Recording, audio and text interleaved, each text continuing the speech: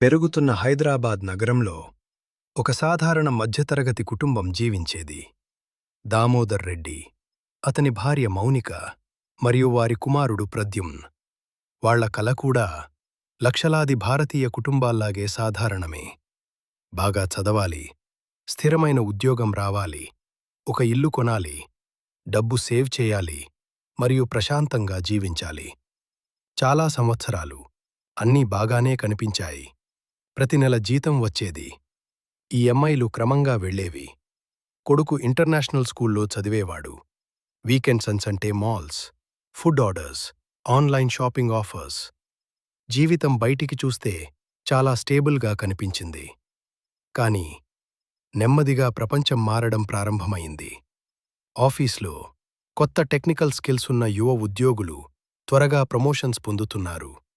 AI, automation, రిస్కిలింగ్ అనే పదాలు భయాన్ని పెంచడం ప్రారంభించాయి. ఒక సాయంత్రం దామోదర్ రెడ్డి తన బ్యాంకింగ్ యాప్ ఓపెన్ చేసి నిశ్శబ్దంగా చూస్తూ ఉండిపోయాడు. జీతంలో సగం ఇప్పటికే ఈఎంఐలకు వెళ్ళిపోయింది. మిగతాది school fees, medical bills, groceries, fuel, insurance ఇలా నెల పూర్తయ్యేలోపే అయిపోయేది. అప్పుడు వచ్చింది అత్యంత పెద్ద షాక్. వారి కంపెనీ ఏఐ ఆటోమేషన్ ప్రకటించింది. చాలా టీమ్స్ తొలగించబడ్డాయి. ఆ రాత్రి మౌనిక మెల్లగా అడిగింది, ఉద్యోగం పోతే?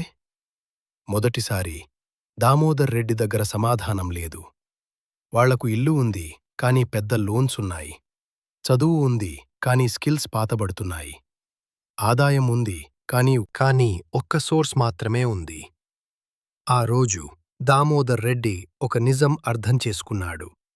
పాత మిడిల్ క్లాస్ ఫార్ములా ఇప్పుడు పనిచేయటం ఆపేసింది. కానీ వాళ్లు భయపడలేదు. మారాలని నిర్ణయించుకున్నారు. అనవసర ఖర్చులు తగ్గించారు. క్రెడిట్ కార్డ్ యూసేజ్ తగ్గించారు. రెండో కార్ ప్లాన్ క్యాన్సిల్ చేశారు.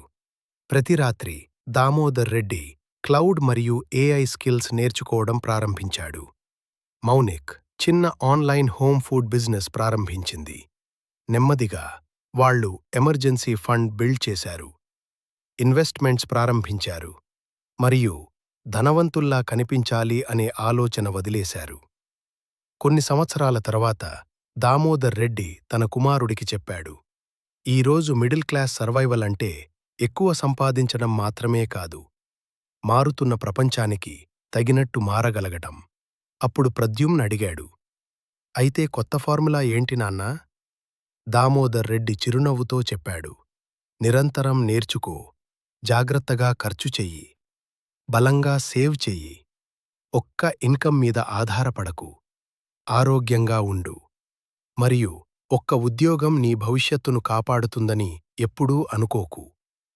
ఈరోజు భారతదేశంలోని లక్షలాది ఇళ్లలో ఇదే పాఠం నిశ్శబ్దంగా నేర్చుకుంటున్నారు.